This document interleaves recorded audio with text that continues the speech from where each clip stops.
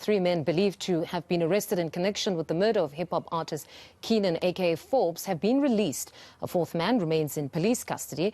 It's still unclear if their arrest is in connection with the crime. Senior reporter Dasen Thathiah has an update for us and joins us now with that very latest. Good morning yet again, Dasen. Where are we now and how did we get here? Let's start with where we are now, Mfundo. So we've been engaging with the lawyer that's representing those men that you referred to now, Advocate Annelien van den Heever. And she's been saying to us that as it stands, she's not even sure what the last remaining man has been charged with, and that's because there were some administrative problems and she wasn't able to get details on that particular docket in which that suspect is here for or linked to. This was the group that was arrested in Cape Town on Sunday. So that we know conclusively. They were arrested in Cape Town. They were then transported here by those that are investigating the murder of AKA and Tebelo Motsoane. So I think that's perhaps where that link comes in. But I think what I must stress at this point as well, Mfundo, is that there is no conclusive link to those murders. The commonality here is really the people who are investigating these crimes.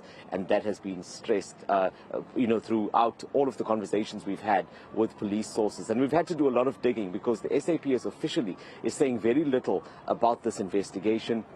Same with the eNCA as well. So we've been trying to extract information from our sources as well as the lawyer here. What she's also told us, that's Advocate van den Heever, is that in fact, she's worried about her client's safety because she says ever since that arrest on Sunday, you know that there were certain articles that were written about it as well. She claims that her clients have also been receiving threats and she's now worried about their safety. In fact, even that of the last man who's yet to appear in court. In that particular instance, we still don't have a time, but we are told that he must appear today. But as to what time that will be, it could be any time from now until the end of the court sittings today.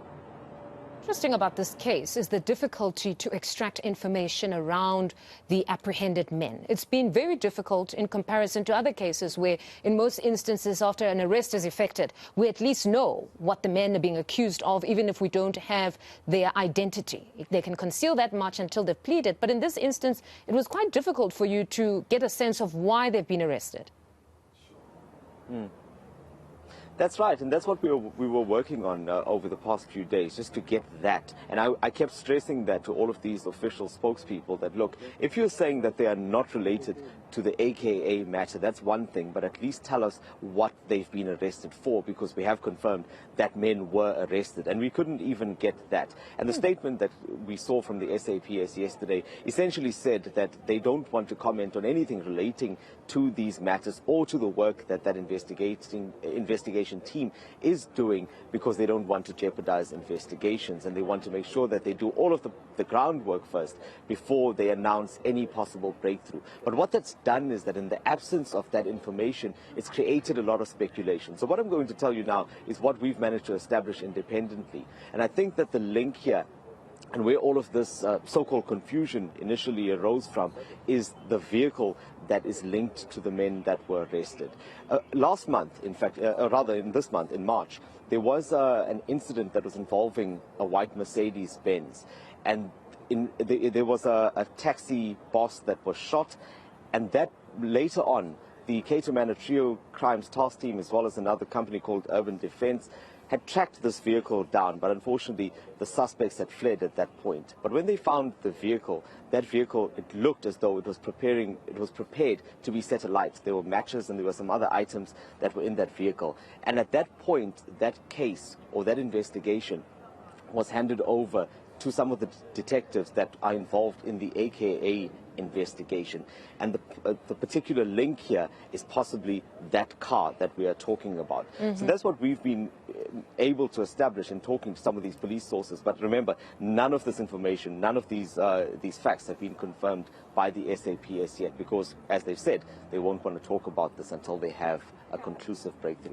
Now, Dasen, just before I let you go, insofar as Advocate van der Heever is concerned, did she state what was told to the three men that were released? Were they told that you're being released? We thought you could possibly give us a bit of information in relation to case X or Y. She says she hasn't even had that opportunity to engage. In fact, yesterday she had told me on the phone when I spoke to her that even during the period of detention, there was very little communication, allegedly, from those that had arrested the men. So this is her version of events as she relayed it to me. She says that they didn't even know what they were arrested for during the time that they were detained. And she was talking about the period in which they were detained and why they had not been charged yet. So as it stands, she says she's still trying to find that out. She's trying to find out what happened because the men have now gone into hiding. So that's also complicating issues because of those apparent threats that they'd been receiving. So hopefully in the next short while we will be able to get some feedback from her after she engages with the last remaining client that's here before his court appearance later today. All right, Dasen, thank you very much for that update. That's senior reporter Dasen Thathiah, who's monitoring that particular case for us this morning.